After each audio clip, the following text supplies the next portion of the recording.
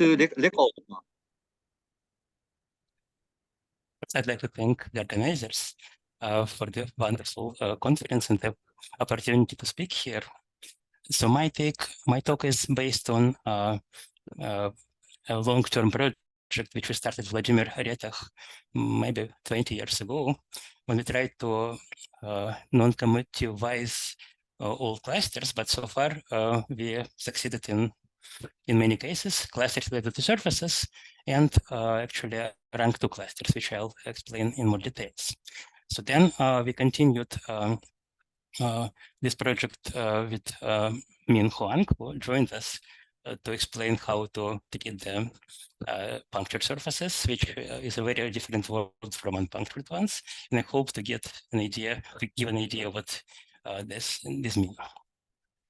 So this second project is still in progress, but hopefully we'll finish it soon. So I'd like to first summarize what we can think of in non-commutative cluster structure. So what are the things to pay attention to? First of all, it's clearly an algebra, and together with additional information, some symmetries, which is a group, which we call a braid group of the algebra for a good reason. We'll see that this group is frequently indeed a braid group, and collection of embeddings of a given group into the multiplicative monoid of the algebra, which extend well, and we'll see how they relate to each other, together with the action of this braid-like group on the group G, depending on this embedding. Embedding is, of course, an analog of a cluster, and sometimes literally a cluster. So what we need, what compatibility we want from this data? First of all, we really want the group algebra of the group to embed into the algebra A. So we don't want any kernels here. And we want different embeddings, different clusters, embeddings to generate the algebra so that indeed it will look like a localization of the group algebra of a single copy of the group G. Second, we want some kind of mutations, but now they're called monomial mutations, which are isomorphisms or automorphisms of the group G, which intertwine the cluster embeddings and the braid group actions. So braid group action depends on each cluster. Also, if we have many such, at least 2 such algebras, we want to define a cluster homomorphism, which basically carries over all the structures. So the groups must map, and also the braid group somehow reflected.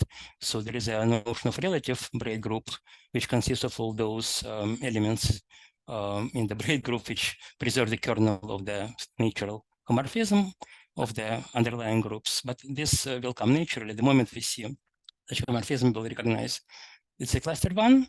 What's more practical, in many cases, we really want a Laurent phenomenon, which says that if we take one fixed cluster and want to look at other clusters, then the other clusters somehow recover the first one. So we have a submonoid inside the original group corresponding to other clusters, such that its image is indeed expanding into the group algebra, image of the group algebra of a fixed cluster with some leading term, which is monomial mutation of that element of the group, plus some lower terms, which is very natural. It's basically, we say that new cluster variable is a sum of cluster monomials corresponding to a given cluster. But that's the best we can expect, and unfortunately, it's not always the case. So we really appreciate when Laurent phenomenon exists even in such a truncated form. What could be good examples of it? Well, the first example is naturally the ordinary cluster algebra, but in fact not the algebra itself, but its localization by all cluster variables, because we really want the group algebra to sit there. And in this case, the group is just free abelian group, ZDM, which could be viewed, and its group algebra could be viewed as Laurent polynomials in those variables. And therefore, that's exactly kind of reversed Laurent phenomenon situation. Instead of having cluster algebra embedded in the group algebra of ZDN, we have group algebra of ZDN embedded in cluster algebra because we localized the algebra by many, many elements. But this is, well, in a commutative world, we see that this is the only opportunity to get any cluster-like structure. So that's the first example. So the classical quantum cluster algebra. And the braid group is also well defined here. It's the group of symplectic transactions originally introduced by Shapira, by Boris Michael and Shapira, Alec Weinstein and Andrei Zelevinsky, even before the cluster era started. So they kind of anticipated that symmetry long before, or at least shortly before. And it's not difficult to show that this symplectic transaction group is always quotient of appropriate braid group, so the name can stay. Well, the actual interesting example is the rank 2 totally non-commutative cluster algebra, which was first introduced by Maxim Kontsevich, and then we found some easier formulation of it, which I present here with Vladimir about 12 years ago. So what it is, it's just an algebra sitting inside the skew field of rank 2, free skew field of rank 2, whose generators are, certain commutator Z, which is kind of placeholder, it's always the same. And then some elements and their inverses. We must have inverses by design. So that there is some recursion holds. Namely, if you want to compute the k plus first member of this sequence using k minus first, that's the formula. Of course, if R1 equals R2, that's a single rank 2 story, but sometimes we can allow them to depend on the parity of the variable.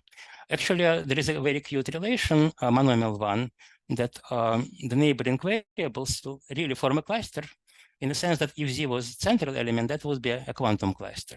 But this is a still free group because Z is a placeholder. It doesn't tell anything. It doesn't commute with anybody.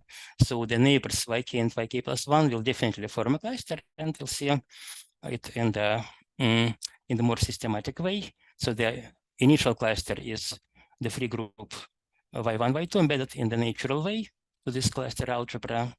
Then the following ones are obtained by shifting the indices. The braid group also is quite cute. So it acts, say, for instance, on the first cluster by automorphisms. So the first generator of the braid group fixes the second generator of the algebra, but changes the first accordingly, scales it by some power of the second variable. Same thing with the second generator. Second generator fixes the first and scales the second generator accordingly. And then it's not difficult to show that this is indeed a braid group of rank 2, which is given by this list. So it's either ordinary braid group on 3 strands, if it's a kind of type A2, it's a type B2, if it was type B2, then it's type G2, and of course, it's free if we are beyond the safe zone of finite type. By the way, we proved that this is exactly so it acts faithfully, or this is the presentation of it in all cases except for the third one. Somehow KG2 is notoriously hard, and we still have a conjecture that this group acts faithfully in such a way. But still, it's something interesting already here. Well, and the Laurent phenomenon says that, that the free group algebra embeds into our algebra, so no kernel, and it contains all the generators. It doesn't contain their inverses, of course, not all of them, but generators are captured, and that's the best Laurent phenomenon we can have. Those YNs form the monoid, generate the monoid I mentioned in the previous slides. Well, that's one example. Second example is also quite nice. It's a so-called non-commutative polygon. So it's an algebra or rationals generated by, again, generators and inverses. It's a must for such situation. We can view them as hordes or edges, diagonals of regular n-gon, or whatever n-gon inscribed into a circle.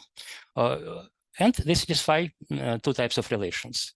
So triangle relations are kind of redundant if everything was commutative.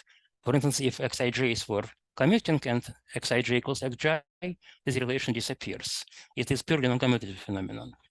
And then the second relations, which we've seen even before, they are Ptolemy relations, non-commutative ones, of course. So again, if you specialize the generators to be commuting and make them symmetric, xij equals xj, then this becomes the honest Ptolemy relation that says that that if you take a quadrilateral or a n-gon inscribed into a circle, then its diagonals of this quadrilateral satisfy the property that if you multiply two diagonals, so xik and xjl are those diagonals, then it's a sum of products of opposite sides.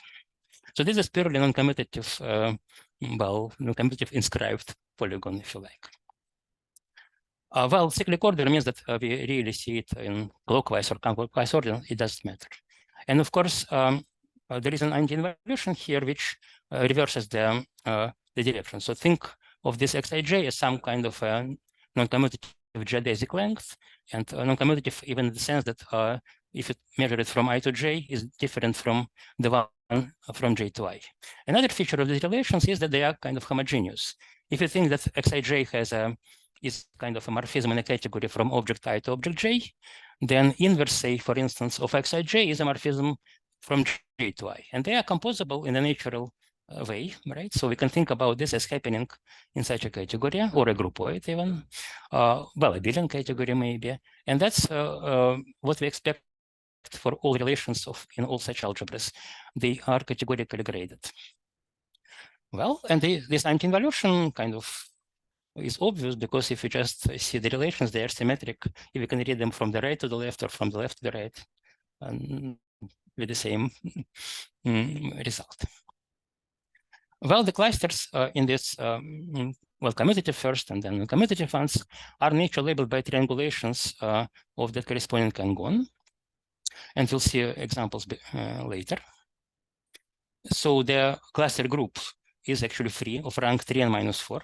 It's not difficult to show because it's basically given by just the first presentation for a given triangulation. So, and therefore, to acknowledge it, we just consider such a group, but only for the triangulation, not for any possible triples of indices, but for a fixed triangulation of a surface. We define such a group, which is exactly the candidate for our cluster group, but it's more convenient to view it already as embedded into the algebra. So we really, even though they're all isomorphic group G, we still distinguish them as triangle groups, and at least they look different at the first glance. Well, so the braid group, well, it's not surprisingly the ordinary braid group on n-2 strands, but it acts for each triangulation in a very specific way, which I'll explain in the next slide. So what do? We take, so again, the generators of the triangle group are chords in the triangulation. So what we do, we just take a quadrilateral around a given chord gamma, which is, say, ik, and go around it. You see all these edges are boundary edges of this quadrilateral, and gamma is its diagonal. IJKL, so gamma is IK and everything else. So basically we multiply this generator by the non-commutative cross ratio. We can do it in 3 ways, actually. I prefer to write only one. And then if the gamma is oppositely directed, so triangulation always is bidirected, then we do the same thing, but from the other side. And clearly this automorphism, it's not difficult to show it's an automorphism, and of course it sees only its own edge. It doesn't see the other edges, it fixes them. So this is not difficult to show that this automorphism of the group, so triangle relations hold. Well, it's free, but still it's nice to know that it has a presentation like this. And it commutes with the bar anti-involution. So that's how it's designed. Well, it turns out that this gives a new presentation of the braid groups, which actually for me was a total surprise when we first obtained that class. It looks like this. So ordinary braid relations, which we have seen in the Artin presentation, correspond to the case when two edges of triangulation have a common vertex. So they form a sides, they form a single triangle, which is logical. And the last relations are also logical because if they are far away from each other, they must commute. If they see different edges which are far away, clearly they must commute themselves. But the most interesting relation corresponds to some internal triangle. And I'll show how it works, say, for the braid group on 4 strands, which reveals even some hidden symmetry. So if you take a hexagon So our algebra A6 and whatever triangle groups correspond to this triangulation, then clearly we see an inner triangle, and the braid group has a quite interesting presentation. So clearly, any two sides of the inner triangle give us ordinary braid relation because that's exactly what's prescribed. But then there is a long relation of order 4. Well, when we go around this triangle 1.5 times. Well, it's not obvious, but it's not difficult to prove because we can always bring it to the triangulation, which is star-like when all the edges come from 1, and then we'll see only braid relations, nothing else, which will be the explanation why it's an ordinary braid group.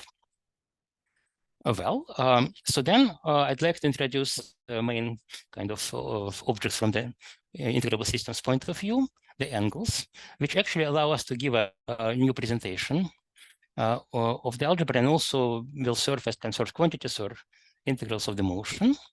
So angle is a very simple thing.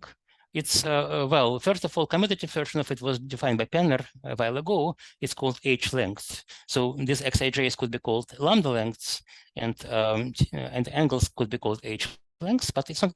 So it's a ratio of a edge opposite of a given vertex of a triangle to the sides of this triangle. But since it's non-commutative, we need to arrange it somehow, and of course in our categorical way. And the triangle relation tells that indeed the angle is well defined, doesn't matter how we go around. The Ptolemy relation becomes even more surprising, at least at the first glance. It tells that angles are additive for any, well, quadrilateral. So let me just try to kind of depict it. So the angle of the vertex I is obtained either by going from I to j into k into I back, or from I to k to j back. So it means it's well defined no matter what.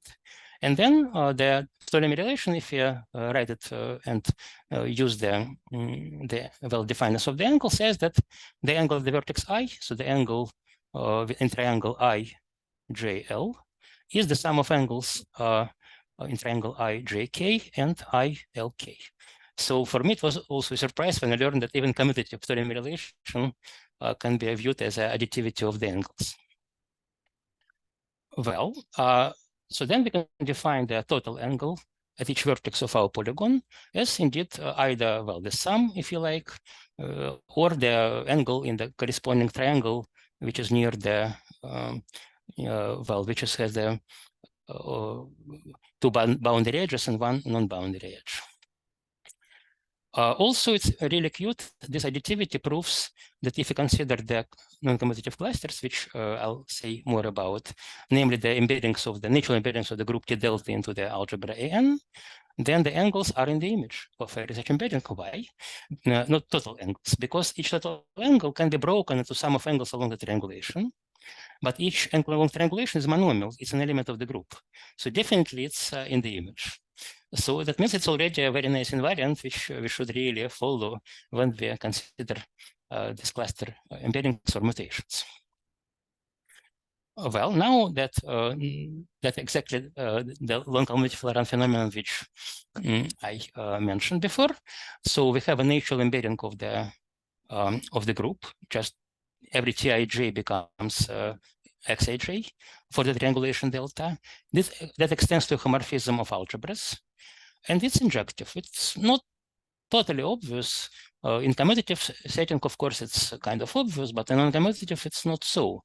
The reason why it is the case is that if you take the free or maximal possible skew filter fractions of IN, it's generated by those by this group actually, and therefore the natural homomorphism must be injective because everything injects in that free skew field of rank 3 and -4, by the way. So then one more fact we need is that when we push forward this group algebra, it captures all the generators of our original algebra N, but not the inverses, of course. So that's the best case for the Laurent phenomenon we can at least state in such non-commutative situation. At least some monoid or some generators of the algebra, except for the inverses, must be captured by each cluster homomorphism. In fact, we can write explicit formula. That's what we did in the first paper. It's a summation of certain monomials over what we call admissible IJ admissible sequences. So each generator Xij if we want to fix triangulation, can be written in terms of this certain paths or snakes or whatever combinatorial description. But for us, the simple description is such a paths. So we look at the sequence of indices, and we really want it to be inside triangulation. So each adjacent edge is inside the triangulation in that sequence from its even length sequence. So what else do we know? We know that intersection of that particular edge with our edge ij, some of them must intersect, otherwise it's just an element of the, it's just a single monomial. So the intersection happens only for even member of this sequence. And also a kind of a timeline condition that if you think about ij as a timeline from I to j, then the intersection of earlier segments of this path are of course earlier than the intersection of the later ones. So let me just show the example. And of course, the act I is the monomial along this sequence. So for any such sequence, we define a monomial, and clearly it belongs to the cluster group corresponding to delta. Right? So it's kind of odd. It has degree 1, it has alternating behavior because it must be categorical. I1 to I2, I2 to I3, I3 to I4, etc. And of course, the initial is I, and the final is J. And the claim is that this is the best possible Laurent phenomenon, explicit Laurent phenomenon for the algebra, which is generalization of the commutative version first described by Schiffler. So the example is like this. So first of all, if we have a pentagon with a star-like triangulation stemming from 1, then we have addition of angles. Maybe I'll show them all. So we say that angle at 1, the total angle at 1 is sum of 3 angles. Right? This is exactly the first statement, which translates to the explicit Laurent phenomenon from the previous theorem. For instance, it says that if you want to start, it could be, well, we write it as leading one, we'll see why in a moment. For instance, let me just explain the middle one. We go from 1 to 2. From 2 to 1. So think about this invisible edge to 5, which you want to expand into Laurent expansion. So we must start somewhere. The first one never crosses it. It goes either left or right. So in this middle one, it goes to the right from 2 to 1. Then it must cross. We have an option, cross by earlier or by later edge. So here we choose the earlier one. We go to 3. Then we cannot cross. And we must continue. So I probably want to comment the middle one here. We want to go from 3 to 4, then we must cross, all right, and we arrive at the destination. So this is the easiest Laurent phenomenon because it's just additivity of the angles. For hexagon and such a triangulation, which is not star-like, let me just comment on some longest one, the last monomial. So we go from 2 to 3. Then from 3 to 1, we had an option. Then go from 1 to 6. Then go from 6 to 3. From 3 to 4. From 4 to 6 again, and then a destination. So the timeline condition prevents us from backtrack. We cannot, for instance, go from at some point from 3 to 6 and then from 6 to 1 because we must cross earlier than we should. But anyway, that's a very nice combinatorial formula, and it tells that indeed the Laurent phenomenon works and just some of the elements of the group embedded. Okay, so then let me tell how the monomial notation is designed. Basically, it's a leading term of the expansion formula. So we choose the leftmost possible admissible sequence in the triangulation, and that defines such an isomorphism of two groups. For any two triangulations, we can define such an isomorphism, and maybe I'll illustrate it in these previous examples. So leftmost means that every time we have a choice, we go left, in the left direction. For instance, if we go from 2 to 5, we start to 3, not to 1, right? So the first step is to 3. Then we have no choice. We go back to 1, And then we have no choice. We must arrive at the destination because otherwise we will cross the invisible edge. That's exactly the leading monomial. So the leftmost leading monomial will give us the monomial mutation if we truncate and forget about the remaining terms. What happens in the hexagon? So we'll again start to the left from the position 2. Then we have a choice, right? We have a choice either 3, 6 or 3, 1. Of course, we choose 6 because 6, the edge 3, 6 is on the left of the edge 3, 1 if we look at from the vertex 3. And then we arrive at destination. So the leading monomial is exactly the leftmost one here. So that's is a rather easier statement that by truncating the expansion phenomenon, we get an automorphism or isomorphism of this groups, which is the monomial mutation from the first axiomatics, but there they say it's automorphism of one group, but since we identify both of them with the free group, we can view it this way. But what's interesting, if you take the neighboring triangulations, the ones which differ only by single flip of edge, say ik to the edge JL in a cyclic quadrilateral, clockwise one, then this monomial mutation is given by such a formula. And we can actually derive from this formula. So what do we say? We say that if we want to get the HJL, so we need to go to the left first. We go to K, then to I, and then to L. If we want to get the edge LJ, so we start from L, go to the left of it, which means I, then to K, and to J. Right? What's interesting that if we compose two such neighboring monomial mutations, if you come back, it becomes an automorphism, which is exactly our Bray group generator. Actually, that's how we learned about the Bray group, by composing monomial mutation with its opposite. It's not inverse, but the opposite. Otherwise, if we really want to see if the distances add up, so distance is, roughly speaking, number of crossings of one triangulation with another. If the distances add up, then definitely monomial mutations compose. So it's some kind of groupoid. But of course, the loops are interesting here. They become just the Bray group action for each triangulation. We have as many as the mutable or whatever flippable edges, which are internal edges of a triangulation. So then here we can generalize it to any surface because our polygon was just a disk with n mark points. But in the surface, we allow mark points on the boundary or internally, which we sometimes call punctures. And then we define the non-commutative mark surface, which is an algebra generated by the same type of generators, which are isotopic classes of curves between mark points. So we distinguish those curves which go around a given puncture. That's the only difference between them. So there are more of them than just homotopy classes. And of course, we expect triangle relations, right? And Ptolemaic relations in any cyclic quadrilateral. Well, that's how it's depicted. So, so if we have a cyclic triangle, then we have a triangle relation which we can convert to the angle invariance.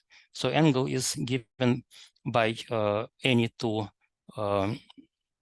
simple curves or any curves with a common vertex, and we can close this into a triangle by taking the closest possible curve, which basically doesn't have any other points inside. And again, the angle is very nice. It's invariant of everything. In principle, this bar means a reversal of the orientation. And if you replace x gamma by x gamma bar, it's an anti-automorphism of our algebra as it was before. So ij went to ji. And therefore, this angle is kind of invariant of it. If you take bar of this angle, it stays. So now we can restate the whole presentation. So the equivalent presentation says that angles are well defined. So no matter how we go in one cyclic direction or the other, angle is just the same at the vertex I, and that the angles are additive at any vertex, but of course they could be sums of as many angles as they are comprised of. So in particular, this becomes quite interesting, the notion of total angle if the surface, if it's around at the puncture. If it's not a puncture, it's the same. You take a near boundary triangle and it becomes just the angle in the triangle, but around the puncture, it's very interesting. We can create a self-folded triangle, right? It's still triangle. So these two edges gamma are equal to each other. And there is an outer loop, which is former edge. By the way, triangle relations imply that this outer loop is invariant as a generator of the algebra, is invariant under bar, which is logical because we can go either clockwise or counterclockwise, it doesn't matter.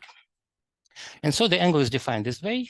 We first go from I to the outer point. It's inverse of x gamma. Then we make a full loop, which is x gamma prime, no bar is involved. And we come back to I by taking this opposite of gamma and then invert it. So that's clearly, categorically just a loop on the vertex, on the object I. Well, what's interesting that even this simple-minded observation defines an automorphism of the algebra for each puncture. So what we can do, we can take any element of any generator of the algebra and multiply it by the angle, which is, which it depends on the source or the target of this edge. So if one of them is a puncture or both of them are punctures, then we have the twisting of the generator by either single angle or two angles, depending on the situation. And if it was gamma was a loop around this puncture, then clearly we multiply by both. Angles have degree -1 in the algebra, and so normally the image of this automorphism has degree 0, but sometimes it has degree -1 precisely when the edge was a loop. Well, that's interesting automorphism because, again, it has a commutative analog, but probably not as exciting since, since it was kind of trivial to twist by the angle. But what it gives us, if you start with an ordinary curve or non-commutative geodesic, we can call x gamma, then what we get is so-called tagged curve. So this is the interface between ordinary and tagged curves. And actually, these automorphisms commute, and therefore we can compose them for any set of punctures. Well, this, together with the obvious clusters, give us all the clusters whatsoever. So how to get them? Non-commutative ones, of course. First, if it's take any triangulation of sigma, which means consider the simple edges, simple curves between the marked points, including the curves, including the loops, so that it becomes an honest triangulation. So we can compute the Euler characteristic of the surface using it. So we define a triangle group same way, just pick up our non-commutative geodesics and require only triangle relations. And then this group naturally sits inside the multiplicative group of units of our non-commutative surface. And then we get an Laurent phenomenon. So if extend it linearly, it becomes a homomorphism of algebras. It's injective. Again, the proof is quite, how to say, we're lucky that we had a theorem by Levin and Levin saying that if you take one relator group, which is the case for our T delta, or a free group, well, which was the case before, then this free skew field contains injectively the image of this group algebra. So therefore, there is a sandwich. This skew field is not completely free. It's one relator skew field, but then injectivity is granted, and that's why we get injectivity on the smaller objects. For other groups, we have no idea. I think there is a conjecture that if a group algebra of a group is torsion-free, well, it happens for the torsion-free groups, at least the Kaplansky conjecture, then the same should happen for the maximal skew field diffractions. But at least we are lucky that our groups are one relator or free, which means that a case is closed. So it's injective, and all the generators belong to image, which means that it's very satisfactory Laurent phenomenon. We can expand every x gamma in terms of Laurent monomials coming from this triangulation.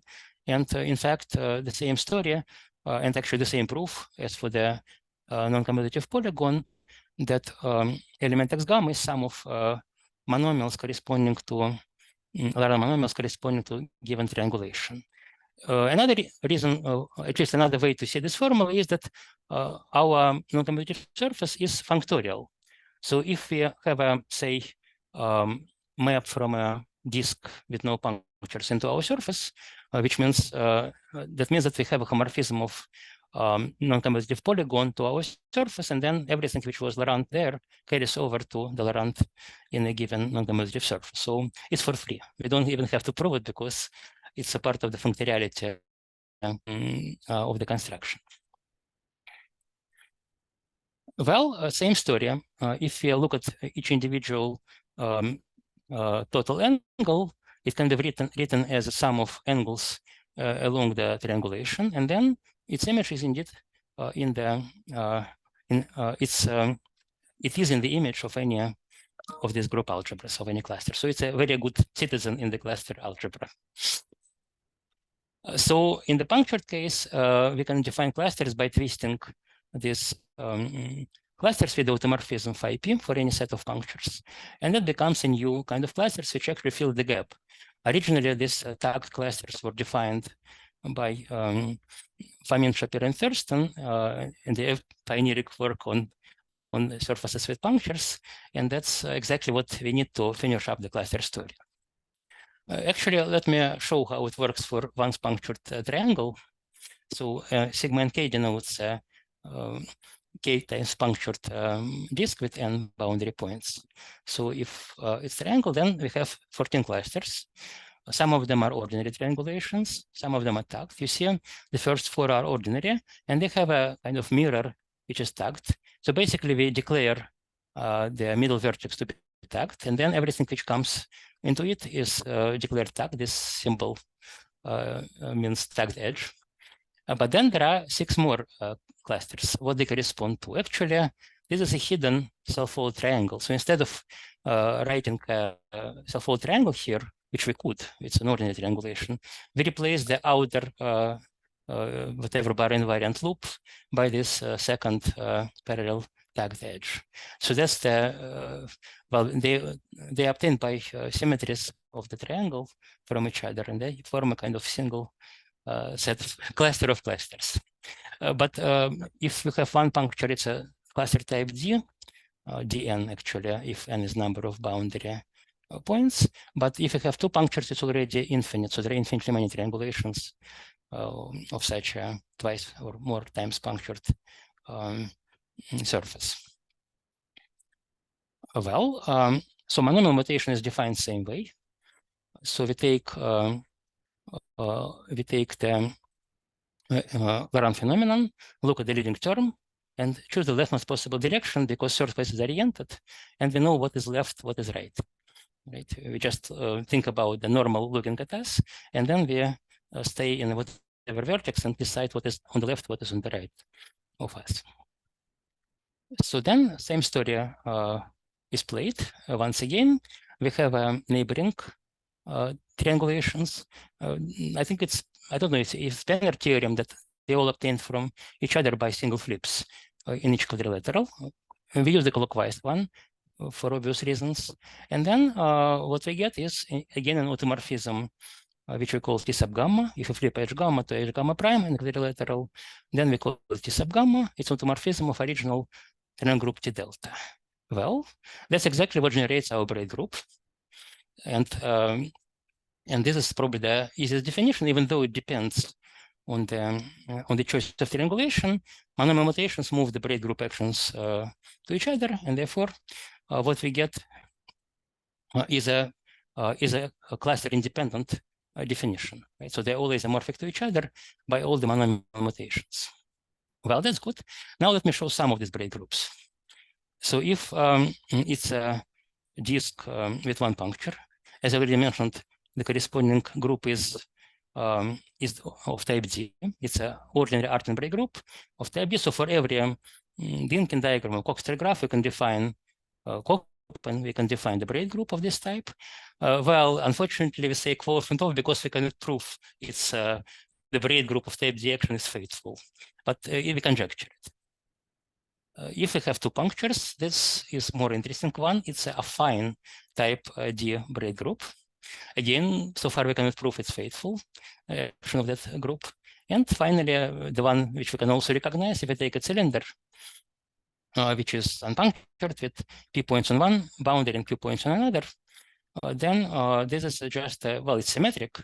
So it should depend somehow symmetrically on p and q. It depends on p plus q, and that's just a affine braid group on p plus q plus one p plus q generators. So it corresponds to the Dynkin diagram or affine type A. Well, that's so far all the recognizable braid groups. We can tell in addition to the rank 2, and of course there are many more. For every surface we have such a braid group. In fact, it could be recognized as some kind of a cluster or quiver braid group defined by King and Qui in different contexts. But we hope that this notion is more general and is beyond just the quiver or purely cluster story. Well, the group T delta, which actually is independent of delta because of monomial mutations, they are all isomorphic to each other, is also quite interesting. For instance, if we look at really small cases when surface is a torus, Klein bottle, real projective plane, so obtained by a square by gluing the sides. So therefore, in the torus, it should be 1 point, right? In the Klein bottle, it should be 1 point, and in the real projective plane, 2 punctures. Then we see the presentation of this group T sigma or T delta. For torus, it's not abelian, even though if you expect it to be kind of final group, well, that's not exactly it. Well, in fact, it's a final group of some ramified double cover of it with 3 factors, which we investigate in other project jointly with Eugen Rogozinnikov, who is an expert in the technology theory, who explained it to us really well. Same happens with the Klein bottle and real projective plane. So it's quite non-trivial one relator group on 5 generators. And that's a general story. So it's either free or one relator, which has a fundamental group flavor, and therefore the braid group which acts on it has a mapping class group flavor, which is the case, but again for the surface double covering with some ramification of our original surface sigma. Well, here we expect it to be free because there is no room for relations, but in general, of course, it could be any presentation which we have no idea about. Especially it's interesting when our surface is a 4 times punctured sphere, then it's not exactly the braid group we expect from the quiver, but it's a kind of quotient by some commutation relation. So it's a very interesting group. And in general, we don't know how to find its presentation. So we can conjecture that it looks like a braid group of a quiver, but cannot prove it so far. Well, now we come to the most interesting point for this meeting, noncommutative integrable systems, which could be designed out of this noncommutative cluster story. Let me just tell which ones are indeed covered by the clusters. The ones which were studied by Di Francesco Kedem and Kontsevich in the same year, they were independent. So we start with some given odd natural number and define a recursion like this. So we want to compute U sub n using such a Laurent type, well, recursion. It depends on the parity. So if n is even, you get one formula. If n is odd, you get another formula. And Kontsevich and Di Francesco and Kedem consider the case when the parameters d bar, and all the CNs are equal to 1, which is the easiest case. And they, I think it was Kontsevich who proved the Laurentness, and Di Francesco and Kedem found, I think, some conserved quantities. Well, that's what we summarized by looking at appropriate surface, which we'll see in a moment. So what we need is to just allow these parameters to be as free as possible. And then we claim that they form group algebra of the free group. We have d bar, all the C's, and all the U's, initial ones. So this is a free group algebra. And the claim is that every member of this recursion is an element of this free group algebra, actually some of its elements, you see, is the same flavor as an Laurent phenomenon. So we got, we really got surprised that this looks like a Euler phenomenon. In fact, the integral, which I think it was in Kedem Francesca first, the integral of the discrete integral motion, which doesn't depend on n. So it depends formally on each on each level, but it's kind of dispersed. You see, it uses very far away members of the sequence. If I want to use the closer members of the sequence, it will be much longer sum. But anyway, the claim it's also in the same group algebra, and it doesn't depend on n. Well, now let me reveal the story behind it. It's just a torus with 1 point on one boundary and k minus 1 points on another. In this case, k was odd, so we have 2 points in this picture. And what we have is just a collection of triangulations, which are the most natural ones, and then we twist them by rotating one of the boundaries. It's kind of then twist, which gives us more and more triangulations, and this become member of our family U. They are cluster variables. This d and d bar are inverses of the boundary loop. So the homogeneity is such. You see, if you put inverse here, that's exactly how we state our Ptolemy relation. And Hn is, not surprisingly, just the non-commutative angle at the single vertex. So it's sum of two angles, the small one on the left and the big one on the right. Well, that's kind of easy explanation after how many? Maybe 15 years of work on this project. So another example is maybe not as enlightening. It's originally due to Di Francesca, probably also with some specialization of parameters. So we have a more involved recursions like this. So we want to compute various UIJs. It's kind of two-dimensional recursion using again some Laurent type arguments. So again, AJ should be inverses of something natural when we see it in the appropriate surface. And of course, these monomial relations are exactly triangle relations which we want to see in our triangle group. Well, so the claim is that this has a unique solution in the group algebra of infinite free group, where this all AIs, BIs, bars of them, UIs and VIs, and the initials are sitting. And then clearly, at least from the proof, we become sums of the elements of this group. So some of the monomials on those guys. Well, and we have integrals as well, which depend on, well, upper or lower. So there are two types of integrals. And they are again, they depend only on I, don't depend on J. So for each I, there are two integrals, HI plus and HI minus. Well, now we'll see what surface works. The surface is just the infinite strip, so it's kind of a infinite polygon, right? We separate it into two halves and then run it infinitely both directions. So then we consider sliding this triangulation, so it becomes of smaller, so triangles become of smaller and smaller slope. Initial triangulation was like this. Then we slide the upper side, for instance, to the right, and then it becomes triangles with which are of smaller slope, and that's exactly how the system runs. So the integrals are exactly the angles of those vertices, non-commutative angles, and the UIJs are various, and VIJs are various edges. So the UIJ and VIJ, for instance, here. Well, that's essentially the end of the story. Maybe just to summarize. So how can we define a non-commutative discrete integral system out of such a non-commutative cluster? Well, at least on the surfaces. So all we need is to get some automorphism of the surface, which is like the twist in the cylinder, or the slide in this infinite strip. And all we need is just a collection of clusters which are obtained by shifting the initial cluster, initial triangulation, in that direction of this automorphism. So all of them become members of the non-commutative recursion. And time is the power of this automorphism. with discrete time. It could go both to the left or both to the right. We can slide anywhere we like. We can gem twist anywhere we like.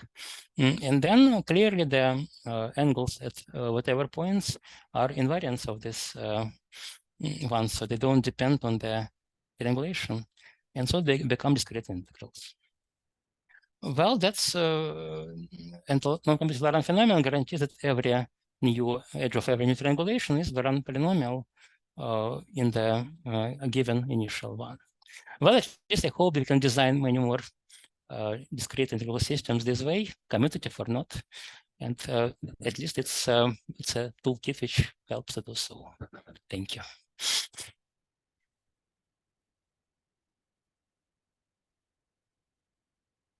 Okay, so thank you very much for very interesting talk.